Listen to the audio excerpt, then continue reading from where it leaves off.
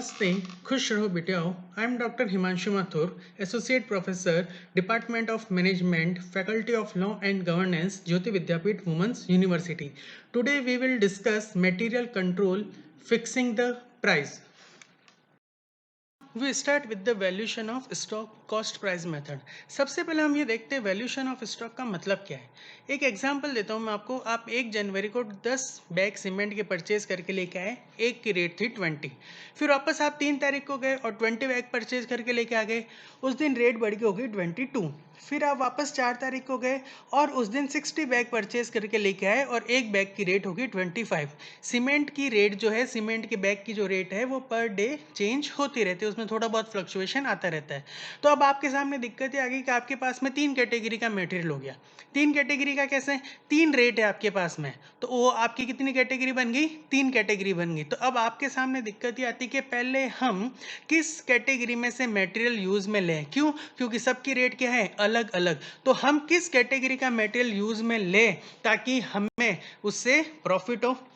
Second चीज, अब हमारा जो क्लोजिंग स्टॉक बचेगा वो किस कैटेगरी में से बचेगा, तो क्लोजिंग स्टॉक का भी वैल्यूएशन करना पड़ेगा। तो हमारे सामने 2 क्वेश्चन आते हैं कि क्लोजिंग स्टॉक का वैल्यूएशन किस तरीके से करें और जो हम मटेरियल यूज में ले रहे हैं उसकी कितनी कॉस्ट होनी चाहिए। इन दोनों क्वेश्चन के आंसर के लिए हमारे पास में कुछ मेथड है, जो है first in first out method, last in first out method, simple average cost method, weighted average cost method and inflated rate method. इन मेथड को यूज में लेते हुए हम value of closing stock calculate करते हैं और ये पता करते हैं कि हमने जो मटेरियल यूज में लिया है उसकी प्राइस कितनी है, उसकी कॉस्ट कितनी है। We start with the first in first out.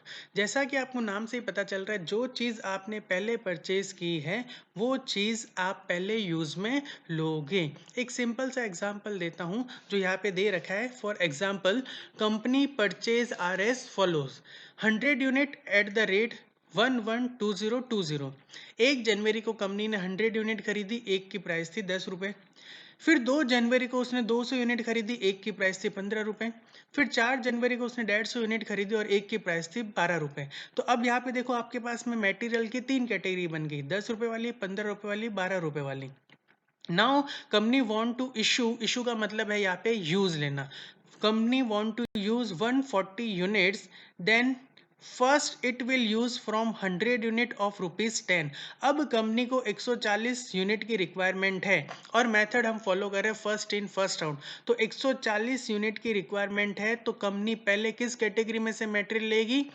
जो पहले आया है। तो पहले कौन सा आया? 10 रुपए वाला। तो 100 यूनिट तो कितने रुपए की हो जाएगी? 10 रुपए वाली। अब रिमेनिंग बची 40 units, then remaining 40 units will be taken from the consignment which was purchased on 2nd Jan 2020। अब आपने जो 200 यूनिट खरीदी थी 2 तारीख को, उसमें से हम रिमेनिंग यूनिट ले लेंगे, मतलब 40 यूनिट कितने रुपए की ले लेंगे? 15 रुपए की। तो टोटल आपने कितने रुपए का मटेरियल यूज में लिया कि 100 इंटू 10, 40 इंटू 15, 1600 का आपने यूज में मटेरियल लिया। तो under this method, material is first issued from the earliest consignment on hand and priced at cost at which it was placed in the store। It means material received first are issued first। जो material आपने पहले purchase किया है पहले उसी को use में लेना है। This method is most suitable at the time of falling price because issue price of material to job or work order will be high while the cost of replacement of material will be low। ये method कब useful रहता है? जब आपके product की या material की price regular क्या हो रही है? डिक्लाइन हो रही है। तो इस कंडीशन में क्या होगा? फॉर एग्जांपल, पहले आपने 10 रुपए का खरीदा, फिर आपने 8 रुपए का खरीदा, फिर आपने 7 रुपए का खरीदा। अब अगर आप पहले 10 रुपए वाला मटेरियल यूज में लोगे तो जब आप अपनी कॉस्ट कैलकुलेट करोगे तो कॉस्ट कितनी आएगी उसमें? 10। जबकि मार्केट में वो प्राइस कितने का चल रहा है? 7 रुपए की चल रही है। तो आप कस्टमर से 7 के बदले में कितने रुपए यहाँ पे रिकवर करोगे? 10 रुपए। तो अल्टीमेटली आपको कितने रुपए का प्रॉफिट हो रहा है? 3 रुपए का। तो first in first out method हम तभी यूज में लेते हैं जब रॉ मटेरियल की प्राइस ग्रेजुअली या कंटिन्यूसली क्या हो रही है? यहाँ पे धीरे धीरे फॉल हो रही है, डिक्लाइन हो रही है। We start with the second method, last in first out. इसको अपन एक एग्जांपल से समझते हैं। आपने 100 यूनिट परचेज की 10 रुपए की 1 जनवरी 2020 को, फिर आपने 200 यूनिट परचेज की 15 रुपए की 2 जनवरी 2020 को, फिर आपने 150 यूनिट परचेज की 12 रुपए की 4 जनवरी 2020 को। Now company want to use 180 unit. अब कंपनी को कितनी यूनिट यूज में लेनी है? 180 यूनिट यूज में लेनी है। तो अब यहाँ पे हम पहले किस कैटेगरी में से यूनिट यूज में लेंगे?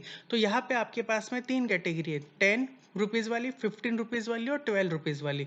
तो लास्ट इन फर्स्ट आउट, जो लास्ट में आई है सबसे पहले आपको उसको यूज में लेना है। तो लास्ट में कौन सी है? 150 यूनिट। तो 180 के लिए 150 यूनिट तो हम लेंगे 12 रुपीज़ वाली। फिर रिमेनिंग कितनी बची आपके? 30। तो वो 30 यूनिट हम किस में से लेंगे? इसके जस्ट ऊपर वाली 200 यूनिट एट द रेट 15। तो उनमें से हम कितने यूनिट काम में लेंगे? 30। तो 30 इंटू 15। तो हमारी जो टोटल हमने मटेरियल यूज में लिया वो कितने का लिया?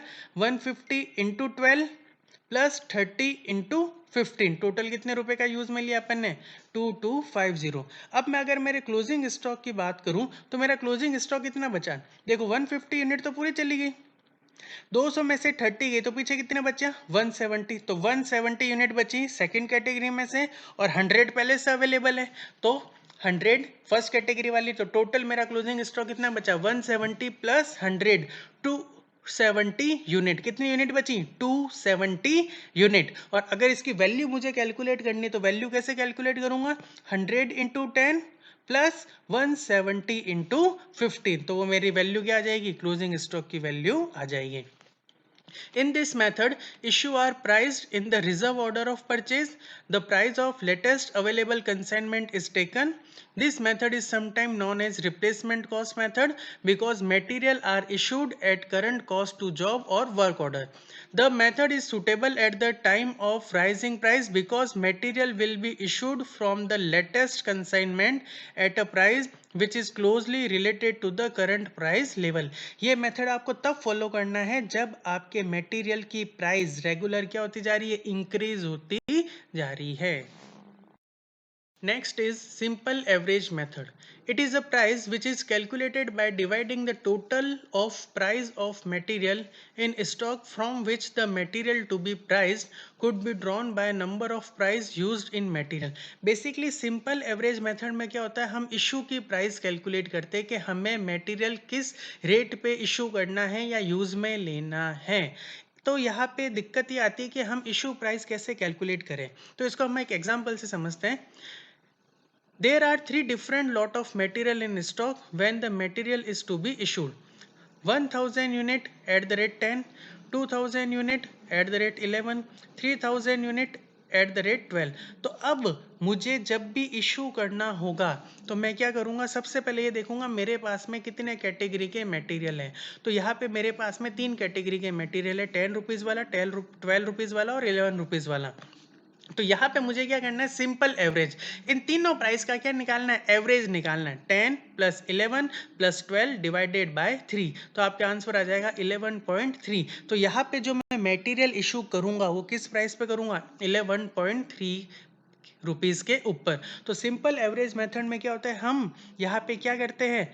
एवरेज प्राइस कैलकुलेट करते हैं, एवरेज इशू प्राइस कैलकुलेट करते हैं। जो कैसे की जाती है कि जितने भी कैटेगरी के मटेरियल आपके पास में अवेलेबल है उनकी प्राइस का आप क्या निकाल दो? एवरेज निकाल दो। तो वो आपके क्या आ जाती है? Average issue price.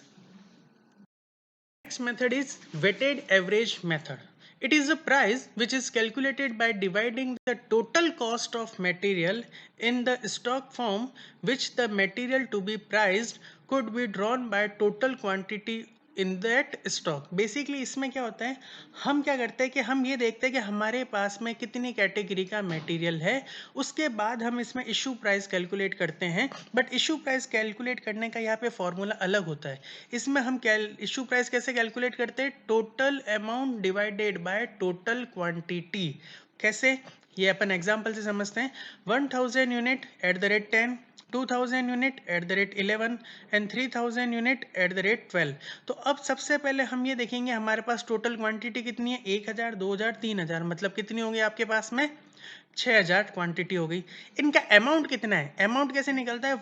1000 into 10, 20,000 into 11 और 3000 इंटू 12। तो 1000 इंटू 10 10,000, 2000 इंटू 11 22,000, 3000 इंटू 12 36,000। तो 36 प्लस 22 58, 58 प्लस 10 68,000। कितने हो गए आपके 68,000। तो टोटल अमाउंट कितना हो गया आपका 68,000 का। अगर यहाँ पे अपन क्वांटिटी की बात करें तो क्वांटिटी कितनी है आपके 3,000, 2,000 और 1,000। तो टोटल कितनी हो गई आपके 6,000। तो अपन कैसे निकाल देंगे 68,000 total amount divided by total quantity 6,000 11.38। तो यहाँ पे आप जो मटेरियल यूज में लोगे वो मटेरियल यूज में लोगे या अपन ये बोल सकते हैं जो मटेरियल आप इशू करोगे वो किस प्राइस पे करोगे 11.38 की रेट से। Start with the inflated rate method. Inflated rate method का मतलब होता है बढ़ी हुई प्राइस। हम जो है मटेरियल या इशू करेंगे वो किस प्राइस पे करेंगे बढ़ी हुई प्राइस के ऊपर। एक सीधा सा एग्जांपल लेता हूँ। आपका एक पेट्रोल पंप है जयपुर में और दिल्ली में एचपी पेट्रोल पंप की प्लांट है। आपने उनको ऑर्डर दिया 100 लीटर पेट्रोल का और उन्होंने कहा 1 लीटर हम आपको 10 रुपये में देंगे। तो आपका इन्वॉइस कितने का बनना चाहिए 1,000 रुपये का। उन्होंने पेट्रोल वहाँ से लोड करा दिया। जयपुर तक जब वो आया 4 घंटे में कुछ पेट्रोल उड़ गया। पेट्रोल का फीचर होता है नेचर होती है कि पेट्रोल उड़ता है। तो आपके पास में केवल आया 90 लीटर पेट्रोल। कितना आया 90 लीटर पेट्रोल। तो मुझे ये बताओ आपके रुपए कितने लगे 1000 पर एक्चुअल में रिसीव कितना हुआ 90 लीटर। आप सेल कितना कर पाओगे 90 लीटर ही कर पाओगे। तो एक लीटर की रेट कितनी हो गई तो 1000 डिवाइडेड बाय 90 11.11। अब अगर आप कॉस्ट कैलकुलेट करो आप कस्टमर से कितने रुपए रिकवर करोगे 10 रुपए करोगे या 11 रुपीज। ये लॉस आप बियर नहीं करोगे। ये क्या है एक नॉर्मल लॉस है और बेसिकली जो नॉर्मल लॉस होता है वो हम कस्टमर से ही बियर करते हैं कस्टमर से ही रिकवर करते हैं। तो अब हम यहाँ पे जो मटेरियल इशू करेंगे वो 10 रुपए पे नहीं करके किस प्राइस पे करेंगे 11.11 प्राइस पे करेंगे। ये क्या है बढ़ी हुई प्राइस 10 से बढ़ के कितनी हो गई 11.11। There are some material which are subjective to natural wastage. Example material lost due to loading unloading, timber lost due to seasoning. In such case material are issued at inflated price so as to recover the cost of natural wastage of material from the production. In this way total cost of material is recovered from the production. If 100 ton of coal are purchased at 75 per ton and if it is expected that 5 ton of coal will be lost due to loading and unloading, inflated issue price total cost of material divided by net quantity expected 100 into 75। तो आपके रुपए कितने लगने चाहिए यहाँ पे 7500 लगने कितने चाहिए 7500। कितनी यूनिट के लगने चाहिए यहाँ पे 100 के। पर आप ये मान के चल रहे हो 5 टन तो उसमें से लॉस हो जाएगी तो 7500 रुपए लगेंगे। अब हमारे पास आउटपुट कितना आएगा केवल 95। तो यहाँ पे पर टन की रेट 75 से बढ़ के कितनी आ जाएगी 78.5। तो ये हमारी क्या है inflated price. Session is powered by digital version 2.0 Jyoti Vidyapeeth Women's University. I hope you are satisfied with my digital session and if you have any query please mention in the comment box. I will solve it.